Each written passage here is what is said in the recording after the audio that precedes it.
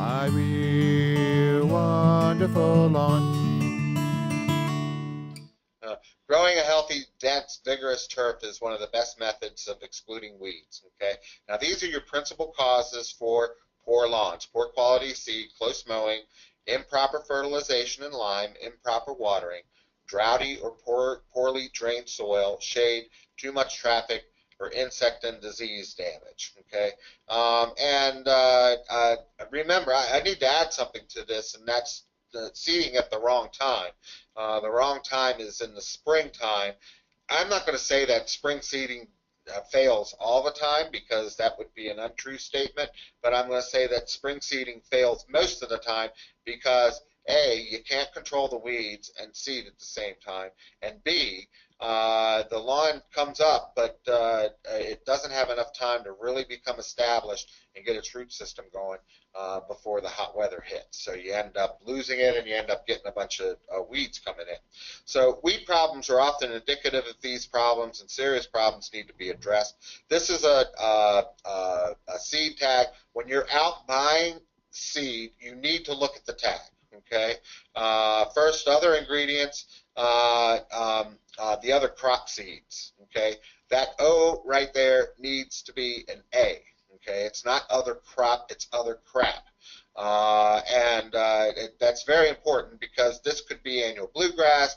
This could be rough bluegrass, which is a problem that's really getting started out there. We're seeing these patchy lawns coming up with the rough bluegrass, and it's hard to control. Orchard grass, there's all kinds of stuff that can be in that. So try to get something that's 0% other crop seeds. They don't have to tell you what it is either. Weed seed should be as close to 0 as possible. Anything over 0.01 is you're buying a bag of weeds, and you should have no noxious weeds in that tag.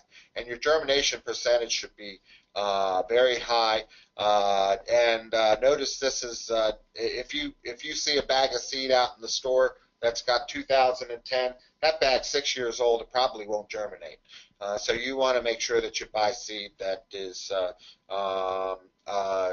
definitely within the first couple of years. Don't let it sit in your shed too long. Somebody wants to know if it's okay to mow their lawn now if it's about 5 inches or more. Yes. Yeah, we're going to get to mowing. If it's 5 inches, you need to mow it. And you're going to cut off a lot of that yellow stuff that's on the top, and you're going to notice that it's going to stimulate your lawn to grow and thicken up. So get out there and get it mowed this weekend, or as soon as you can. It's going to be kind of rainy the next couple of days, but try to get it mowed. Okay.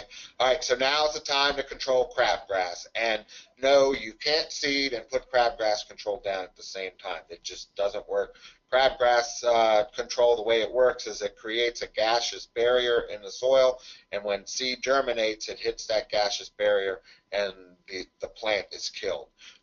So that's just like your perennial grass seed is the same as crabgrass seed, and you're not going to get your grass up. And like I said, you need to control the crabgrass now. This is our priority.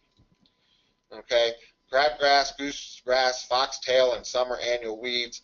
These are two others that come in, and there are annual weeds as well. Crabgrass and foxtail begin to germinate after March 15th, April 1st. And as I alluded at first, I think we got a couple extra days because of this cool, cloudy weather, because crabgrass is going to start germinating. So, you know, if you are doing it yourself and you're going to plan to get your crabgrass control down, you really need to think about getting it down here in the next couple of weeks. If not by Easter, shortly thereafter, you need to have that crabgrass down, because that barrier needs to be in the soil when the crabgrass seed starts to germinate. Okay, and that takes a couple of days for it to start to do its thing. So, and that's pre-emergent. Okay, so we're going to talk about pre-emergent herbicide. It needs to be applied prior to seed germination. And it's more effective and easier to apply. We actually are going to do 2 applications this year. We're going to do one in early spring, one in late spring, and our product of choice is a product called prodiamine, which is very effective against the crabgrass. Once it comes up, it does a very good job. And we'll do one with the spring application early on, and we'll do one with the later spring application. You get just as good a control if applied prior to seed germination as you do with the thiopyr. The thiopyr is a very good product, and I love it, but it has a tendency to be rather expensive. But both of these can be found, in the store. Now, the post-emergent product that we use after crabgrass comes up, and this will be for customers who are starting our service later on, is a product called quinclorac, and you'll see it on the shelves mixed with some of the broadleaf materials, and it'll be called Q4. Okay, so this is applied after the emergence to actively growing weeds, and the key there is actively growing weeds. They have to be growing in order for your herbicides to work. Okay, so this picture was taken several years ago, I think 2008. It was taken it was taken on April the 1st, and you can already see this is crabgrass. You don't even notice it now, okay, or the 1st of April. You only notice it July the 4th when it becomes so ugly. But this is too late to apply pre-emergent to. This is a post-emergent situation. Okay, so it's important that if you're going to get pre-emergent control, that it get down on a timely basis. We're out there trying to get our first applications down and get that crabgrass preventer down now, and we'll probably be done with our first application by the first week of April. So, okay, and then the other type of weed control is selective broadleaf weed control. This is for things like the dandelions and a lot of your perennial weeds, summertime weeds like dock. It's important to follow this guide as far as what type of method you're going to use. Now, if you only have a couple of dandelions, you might just remove them by hand. I mean, if there's a weed out there that's bugging you, get a screwdriver and pull it out of the ground, and it'll be gone. A lot of times, my guys, if there's just a few weeds in the lawn, we actually have a dandelion picker, and instead of applying a herbicide to the lawn, we'll just go out and we'll remove it by hand. A lot of our lawns are weed-free because of the weed applications that we do throughout the year. So selectively, you can get a hand can and selectively go out and spot treat the weeds, just hitting the weeds that are there at the time. Or if your lawn is in really tough shape, you're doing a blanket application over the entire lawn. Okay, waiting and renovating the lawn in the fall, applying Roundup and completely killing it, or planning to sod it in the spring. I mean, you really got to have a bad lawn, I think. Something that's, you're going to kill all the weeds, but then you're going to be left with bare dirt all summer. And that rarely is going to happen. There's usually some good grass there. But, this is an option. We'll make good recommendations. If you have us come out and give you an estimate, we'll make good recommendations on what should happen. So if you decide to use control products on your lawn, it's so important to read the entire label. People make a lot of mistakes. Make sure that you're not applying, if you want selective control of weeds, you don't want to use glyphosate because it is not a selective.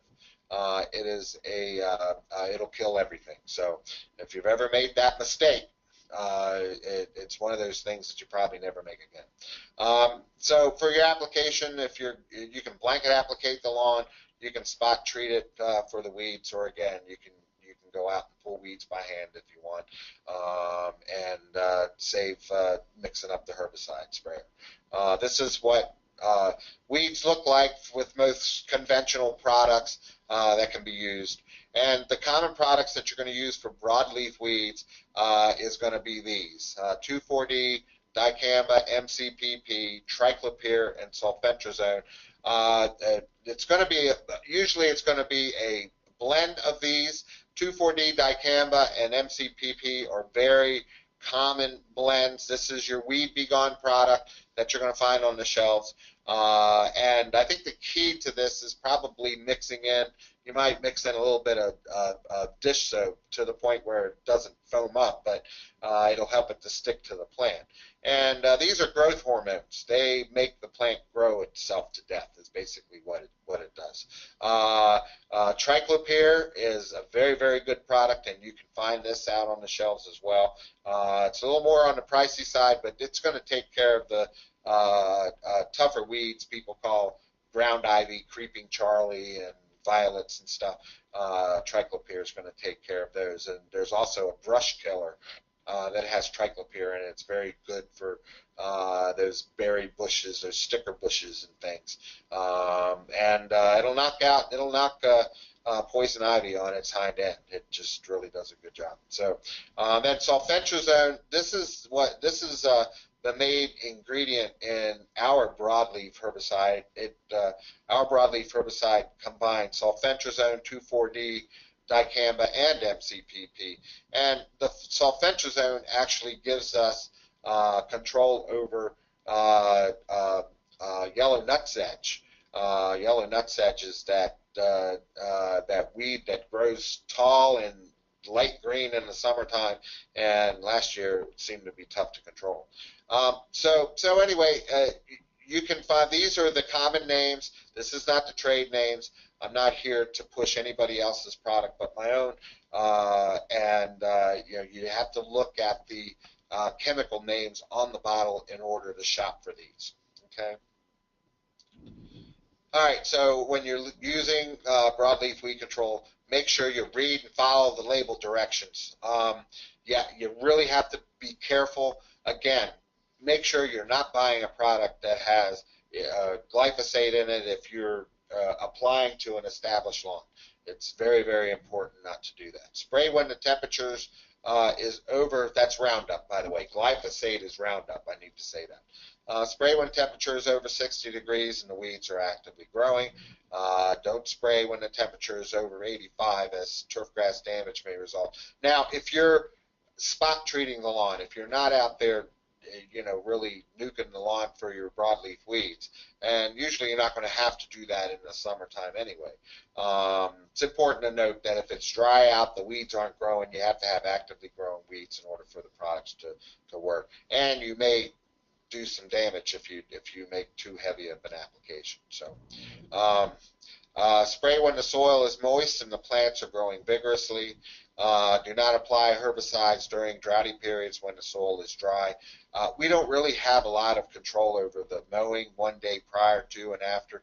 Usually, if the lawn's mowed on a regular basis, that's fine. We usually get in and we've never had a problem.